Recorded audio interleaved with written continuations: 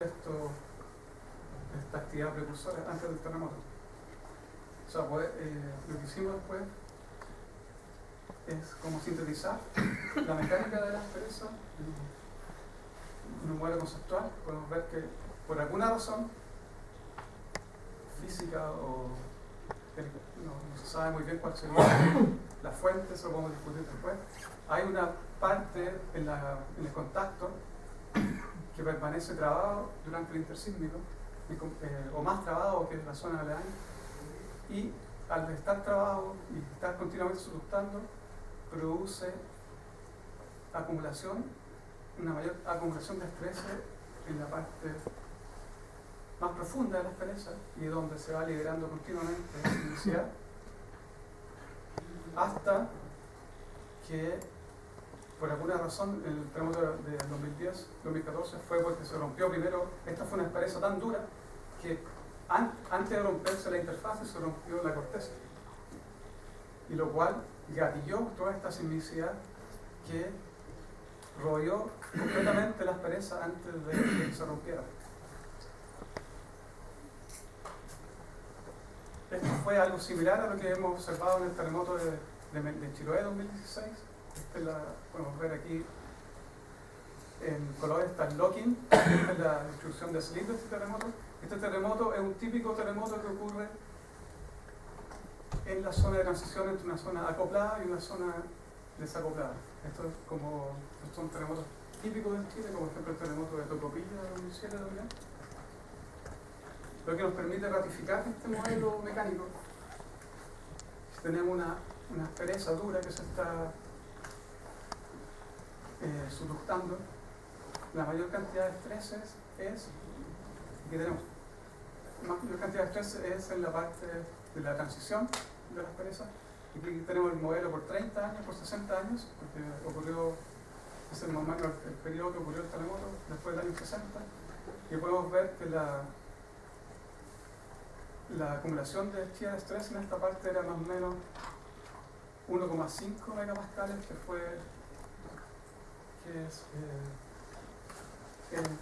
coincide bastante bien con el stress drop que produjo este terremoto. Lo que nos permite también hacer como un tipo de hipótesis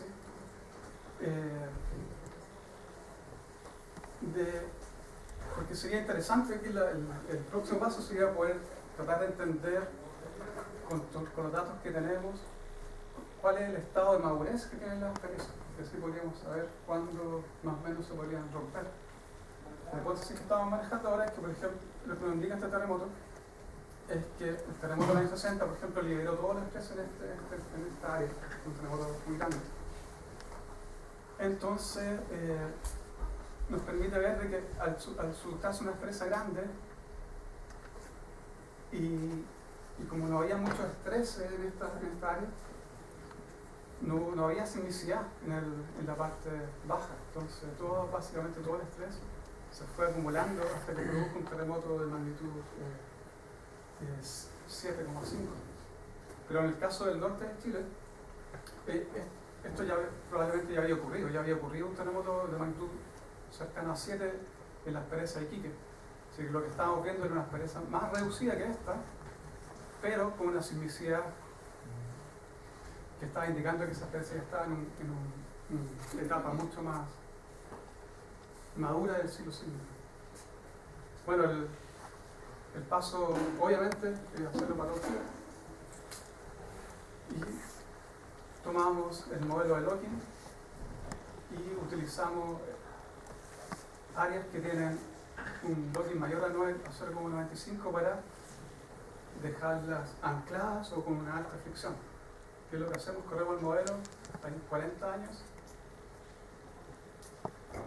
100 años, y podemos ver cómo se van acumulando los estreses producto de la subducción de estas zonas acopladas. Es interesante ver que todas estas asperezas van produciendo ese halo de formación que hace que se mueva también la parte más superficial, y el patrón que ya esperábamos, que la acumulación de estrés se produzca en el downlift de las asperezas, Y lo interesante es que la cantidad de estrés que puede acumular una empresa depende del tamaño de la empresa. O sea, podemos ver que la empresa del Maule es muy grande, entonces tiene una vía útil de acumulación de déficit mayor, entonces también puede producir terremotos mayores. Pero las empresas que son más pequeñas alcanzan la fuerza friccional antes, entonces pueden romperse en un tiempo menor. Y si comparamos, por ejemplo, con la sismicidad que ha ocurrido en los últimos 10 años, podemos ver que esta zona del Maule, donde estaba bastante estresada, con alto estrés, ya prácticamente fue completamente liberada. Bueno, hay una zona aquí quizás que aún quizás puede haber sido liberada por actividad posísmica. Podemos ver la zona de Valparaíso, donde hay una pequeña área estresada.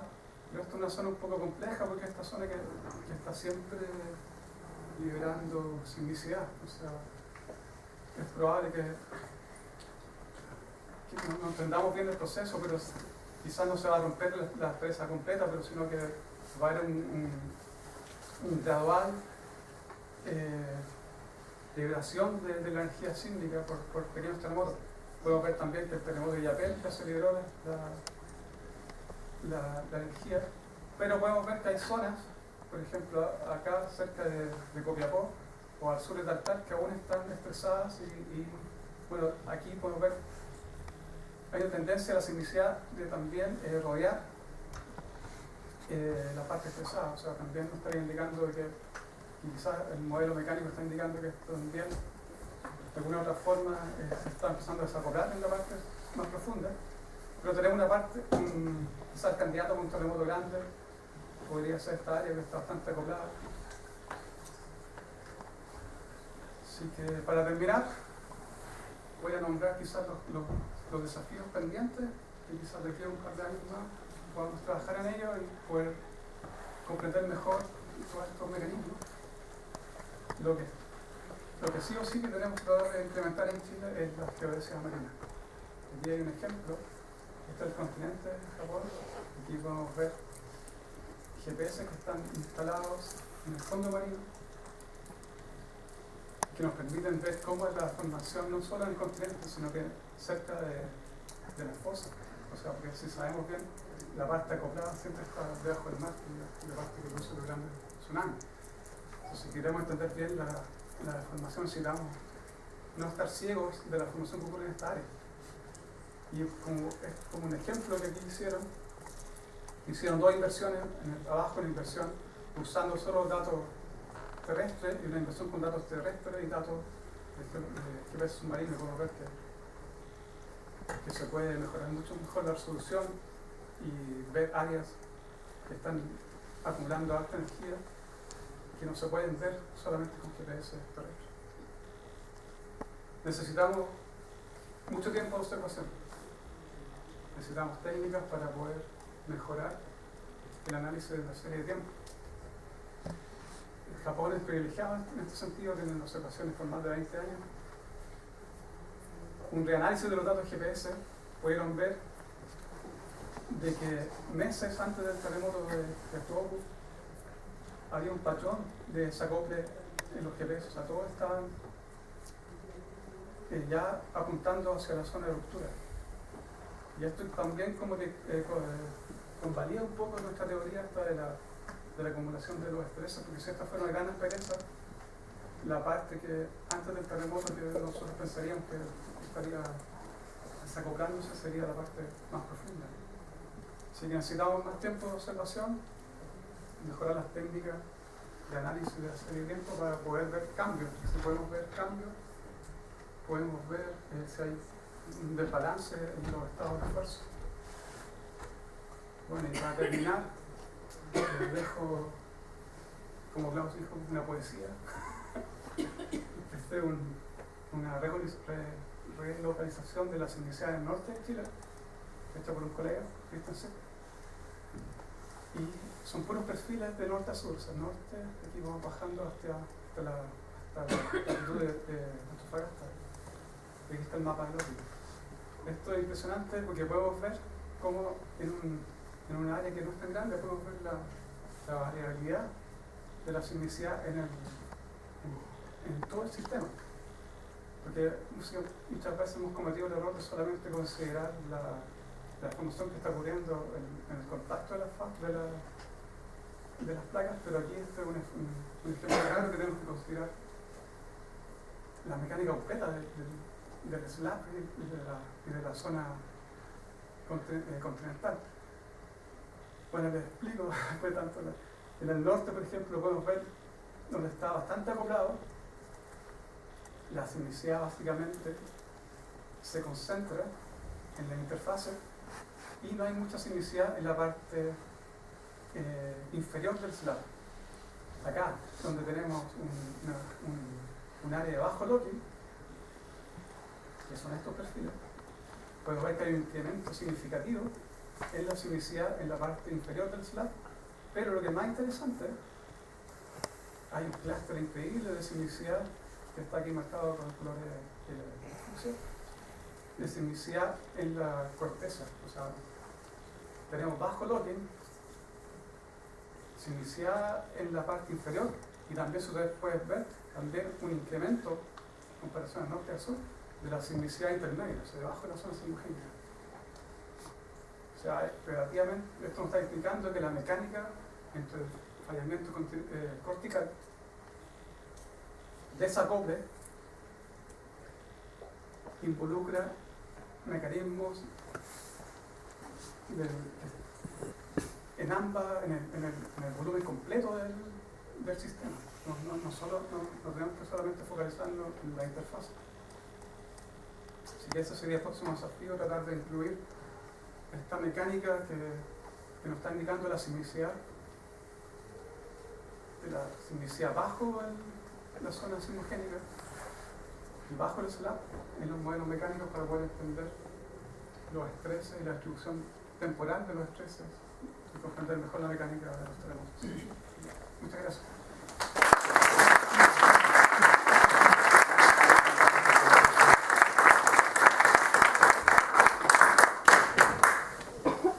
Bueno, muchas gracias al Marcos. Tenemos tiempo para preguntas.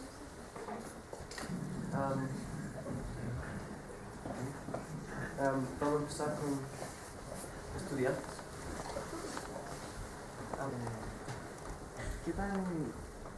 ¿Qué tan recurrente, digamos, son ese aumento de sismicidad que idealmente sería un precursor a una sismicidad? Porque mostraste dos casos, ¿sí? Pero ¿qué tanta recurrencia se le puede poner como para establecer el patrón? ¿A qué te refieres con recurrencia? ¿Qué tan seguido sucede eso antes de que haya un terremoto grande?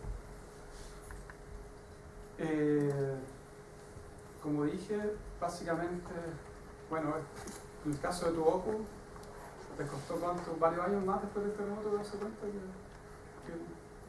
que había una señal anómala? Quizás es más fácil verlo antes, después del terremoto. Y yo creo que tiene mucho que ver con la capacidad de detección que tengamos. Quizás es un proceso que sí o sí está ocurriendo o ocurre antes de un terremoto, pero no lo hemos podido observar por la falta de instrumentación que nos permita tener una buena resolución de los procesos. Así que necesitamos, como dije, una serie de tiempo más larga, más terremotos, para poder entender mejor. Por ejemplo, hoy en día que se ha mejorado el monitoreo en todo Chile, casi todos los terremotos que han ocurrido grandes, bueno, no todos, el de Melín que no tenían ningún recurso, pero la sismicidad que ocurrió en Valparaíso este año también,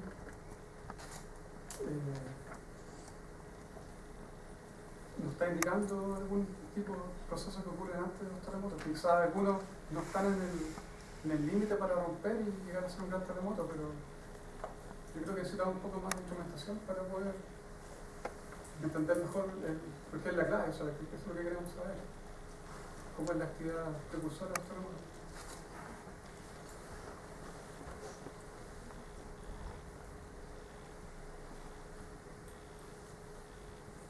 Andrés, Bueno, lo primero que decía, todavía me impresiona y me emociona un poco como ver esta revisión que hiciste tú del estado del arte, de lo que se sabe acerca de la física de los terremotos, que es un conocimiento que en realidad has ido generando tú, con tu grupo y con varios colegas, de gente de Japón obviamente que ha gustado arte, pero es una, no sé si todo el mundo lo capta, digamos, los frentes también, pero tú eres una de las personas más importantes mundial en el desarrollo de esto y puedes verlo aquí expuesto y aportas que tal vez te incorpores a alguna universidad, de verdad, es un momento súper importante y estoy muy contento, digamos, por eso, por la posibilidad de poder trabajar más, colaborar, digamos, más de aquí a futuro en seguir expandiendo esto por tu presencia acá, así que estoy súper contento por eso.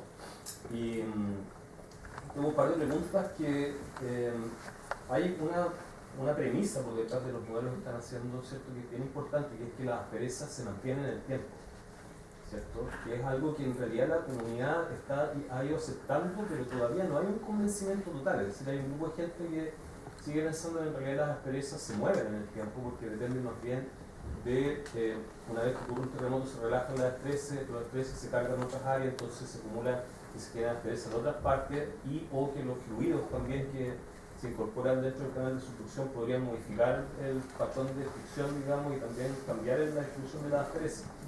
Pero lo que tú estás considerando, ¿no es cierto?, es que, claro, justamente eso, ¿no es cierto?, para estos modelos, que esas asperezas se mantienen fijas, que es algo que, en todo caso, yo también comparto, porque creo que están asociados a la estructura geológica, que esa no cambia en el tiempo, por lo tanto, el patrón que estamos viendo es un patrón que está dominado más bien por esa estructura geológica a largo plazo. Lo que es una muy buena noticia en el sentido de que nos permite suponer que podemos predecir por lo menos el lugar donde se va a seguir acumulando el estrés, pero si tienen algún comentario con respecto a esto, decir hasta qué punto esas experiencias pueden ser o no cambiar en el tiempo. Y lo otro es que dentro de los desafíos que mostraste no está incluido algo que pienso, no sé, dentro de tu comentario, que debería ser importante, que es pasar de la fricción estática, como lo estás ocupando tú, a una fricción dinámica y empezar a ocupar rate and state friction, que es algo que sí nos permitiría modelar los ciclos sísmicos y varios ciclos sísmicos a escala tal vez de miles de años, que no se puede hacer con la fricción estática. ¿Qué tan complejo crees tú que es hoy día incorporar modelos dinámicos, digamos, de fricción dinámica dentro de lo mismo que estamos haciendo acá? Bueno, la primera pregunta es si las asperezas son persistentes o no. Claro. Es una pregunta abierta, yo creo. No tengo la respuesta si sí o no, pero al parecer, si uno mira el mapa, por ejemplo, el núcleo del terremoto del Maule, de Valdivia, perdón, las zonas que están acopladas son las zonas que realmente liberaron la mayor cantidad de slip durante este terremoto. En la zona del terremoto de 1995, hoy en día, al parecer está acoplada nuevamente. Y yo creo que habría que tratar de hacer un estudio incorporando la morfología para poder ver si hay una relación entre la aspereza y algún rasgo batimétrico. O también, como dices tú, pues las cuencas, por ejemplo, la gravedad. Yo creo que sí, es que tiene que haber un control mecánico de la aspereza que haga que eso. O sea, sí o sí, un terremoto, después de un terremoto, no sé si o sí, pero por lo menos lo que creemos es que el relocking o el acoplamiento de la falla ocurre rápido. Lo han mostrado en estudios de laboratorio, lo han mostrado también en estudios de geodesia. Y probablemente ese relocking no es homogéneo. Tiene que estar zonas que se acoplan más fácil que otras por la fricción. Pero también yo creo que el ciclo sísmico es importante. Por ejemplo, uno podría ver aquí, decir, esta parte tiene poco locking, pero es básicamente porque no es un efecto quizás local, sino que es un efecto de los bordes del terremoto de 1960. Así que es un tema que como dices tú, es uno de los desafíos para comprender mejor, que nos permitiría entender efectivamente cuánto es el déficit de un área o qué áreas podrían ser más propensas a lo que ocurre en un terremoto. La segunda pregunta era... Sí, es algo que he jugado un poco, pero como al principio yo creo que la ley de Coulomb es más simple, Y todavía creo que si partimos con algo simple para poder entender algo más complejo, el comienzo es más fácil de empezar con más parámetros que no. Básicamente la recta entre Fichte es solamente una ley empírica y esos valores A y B no tienen ninguna relación mecánica. Así que yo creo que sí, el otro paso es eso, tratar de, me gustaría poder incursionar en ese sentido también. Me muestro algunos ustedes y se puede. Yo creo que el terremoto de Meninca es un gran ejercicio porque si partimos de la asunción de que el terremoto 60 como que liberó todos los estreses, nos permite partir de un sistema de cero. Y sabemos cuándo ocurre el primer terremoto. Entonces, haciendo distintos análisis podemos llegar a poder determinar cuánto sería el valor de esos dos parámetros. Y después de eso tratar de pronosticar cómo sería la ruptura de la experiencia que aún no se ha roto. Y utilizar también, tanta idea, utilizar también restricciones de la recurrencia de los palos de terremotos también para poder testear distintos, analizar los parámetros friccionales. O sea, ese es un punto importante que tenemos que sí o sí tratar de incorporar. Quizás no lo puse acá porque es como la continuación natural de pasar a modelos más de una fricción más compleja.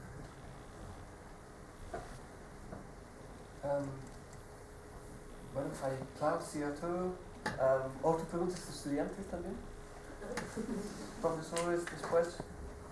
Bueno, los profesores van a hacer preguntas. Arturo,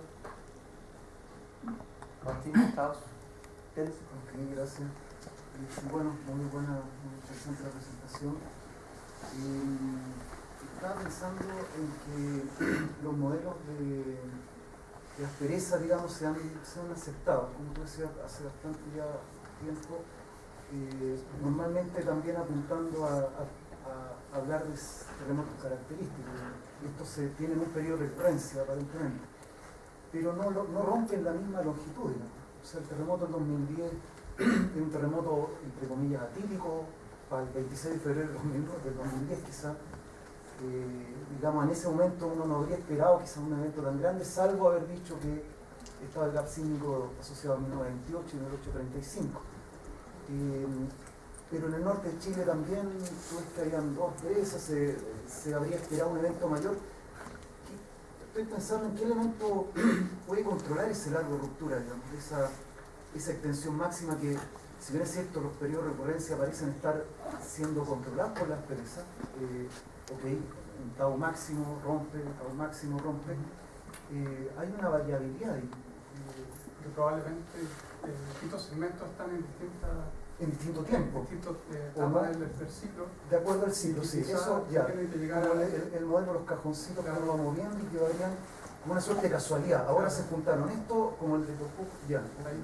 Eso, por ejemplo, es la hipótesis que tengo. Esta experiencia estaba más madura que esta. Okay. Probablemente ya la sismicidad ya está completamente bordeando. Aquí es distinto, aquí recientemente en 2007 ocurrió el terremoto de Tocopilla, pero podemos ver que el patrón se sigue, el patrón de la sismicidad es el mismo patrón, de que sigue acumulando la sismicidad acá. O sea, esta, si comparamos esta con la de Chiloé, esta está en una etapa mucho más madura, pero sí estaba en una etapa más joven que esta experiencia del norte, que recientemente hace 10 años lideró este terremoto, la energía del terremoto de 2000. O sea, yo creo que tiene que ver el tiempo de vida de la experiencia. El tiempo de vida de cada experiencia y la relación entre ellas. Y probablemente, claro, tiene que llegar el momento en que coincida, que ambas estén en un límite, para que se rompan, para que un terremoto se propague y rompa ambas. Ok. Permíteme una sola cosa, por ejemplo, Klaus,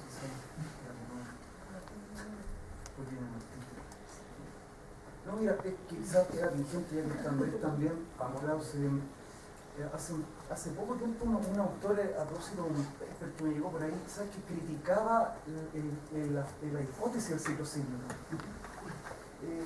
¿Es alguien que no sabe nada? ¿O hay una suerte como diciendo por qué sabe el ciclo sísmico? ¿Quién demostró que hay un ciclo sísmico? Yo estoy de acuerdo con él y la comunidad lo ha aceptado. Pero, ¿tú tienes algún comentario sobre, o alguna referencia de gente que no hable de ciclo sísmico, más allá de aceptar que hay un periodo? Este autor, este revisor en realidad, criticaba la hipótesis diciendo que no había una prueba de un ciclo sísmico. Pero, un poco fino. ¿Qué dijo? No, lo criticaba, le molestaba la palabra ciclo sísmico. Era como, ¿quién demostró esto? Nadie ha dicho que esto es periódico. Pero claro, es como rayando en el límite finito de... Claro, el ciclo sísmico no adhiere una ciclicidad periódica absoluta. De acuerdo, no, sí, puede haber sido una maña, un revisor mañoso. Gracias, Martín. Martín. Y vamos a Martín. Una pregunta respecto a la placa que su cruce, la placa oceánica, es una placa geológicamente homogénea, ¿no? Más o menos. René me preguntaba estas perezas que tienen que ver con esto que mencionaba antes, la inclusión de fluidos. La placa que modifica geológicamente las propiedades de la placa tiene que ver también con la geometría eventualmente de la posta de sustitución.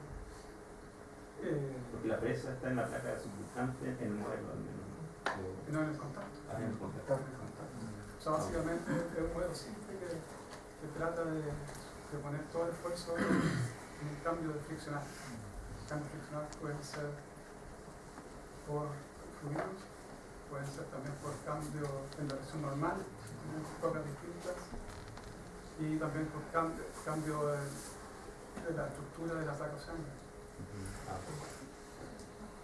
Y claro, la topografía, la solución lo hicimos antes. Y me acuerdo era esto que mencionaba. Perdón, es un tema abierto, o sea, no sabemos cuál es la naturaleza De la presa. Alguna hipótesis funciona, el primero de terremoto no funciona. Se cambia. El hecho este de que el desplazamiento del GPS en el sur de Chile indicara que todavía hay una fase posísmica en relación al terremoto en 1960.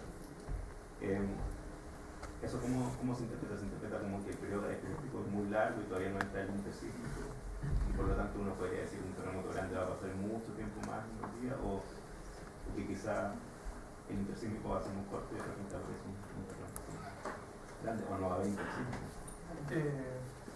La deformación posísmica a esa extensión básicamente es controlada por el cambio de estrés que produce el terremoto en el manto viscoso. Y eso tiene un tiempo de caimiento y básicamente uno espera que después de 50, 60 años esa vaya decayendo y se anule esa formación posible. Y lo que vemos, por ejemplo, aquí se nos está indicando que si tú tienes GPS que se están moviendo hacia la costa y hacia el sentido del terremoto, es que estás en un estado casi terminal ya del posible. O sea, hay acumulación de energía sísmica en la interfase, porque si no, nuestros GPS no habría contracción acá que permite este movimiento hacia el continente. O sea, igual puede ocurrir un terremoto, porque igual hay acumulación de energía sísmica. Claro, no se sabe cuándo, pero la mecánica de acumulación, pero lejos, lo que sería Argentina, y todavía liberación producto del terremoto anterior.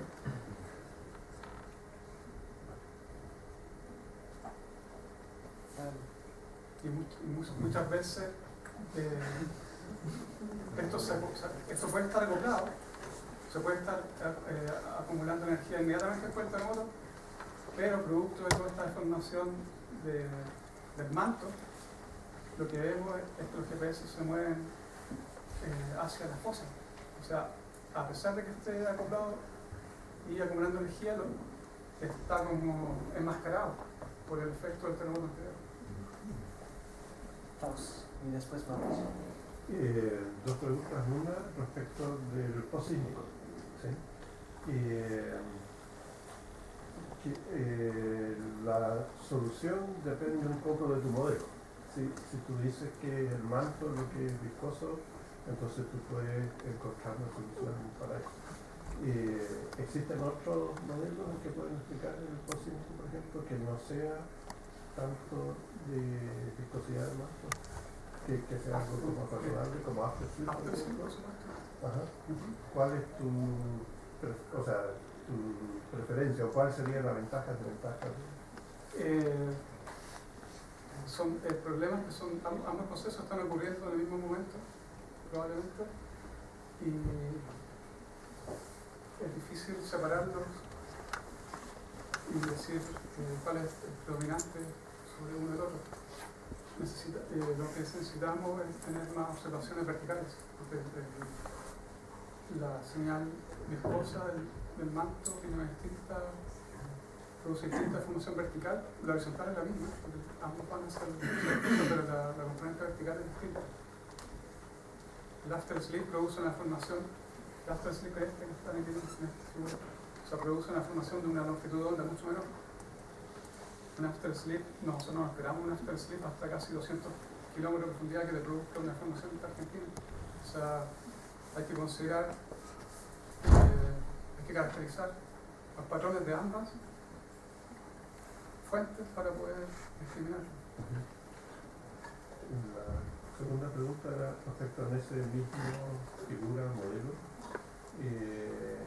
Tú tienes la interfaz inferior que tú asumes, ahí todo es conocido. ¿Sí? Colocas una velocidad definida. ¿Cuán importante crees tú que toque ese error? Pues, o sea, ¿qué pasa si no es conocido? ¿Sí? ¿Qué impacto tendría eso? Sí, otra incógnita más del sistema. Yo creo que como lo mostré con la distribución simicial en el norte de Chile, es algo que tenemos que considerar, porque también varía. La simicial, la acumulación simicial nos está indicando que probablemente, eso tiene que ser sismos normales, probablemente hay un desacople también en esta parte. Pero también aquí tenemos que tener cuidado porque no es tan solo slip, también esos sismos también son producto de cambios químicos de la roca.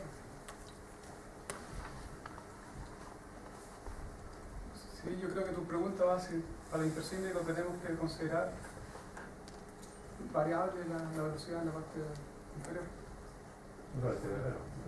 Sí, yo creo que sí, es algo que hay que estudiar.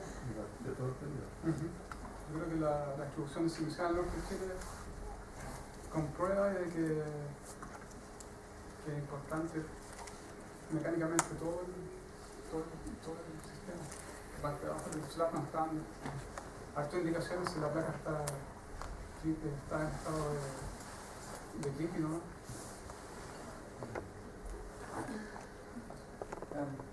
La última pregunta viene de Mauricio. Ya, mi pregunta viene a ser relacionada con la que hizo él. ¿Qué tanto crees que influya, por ejemplo, en eso de que si es que varias asperezas rompan simultáneamente,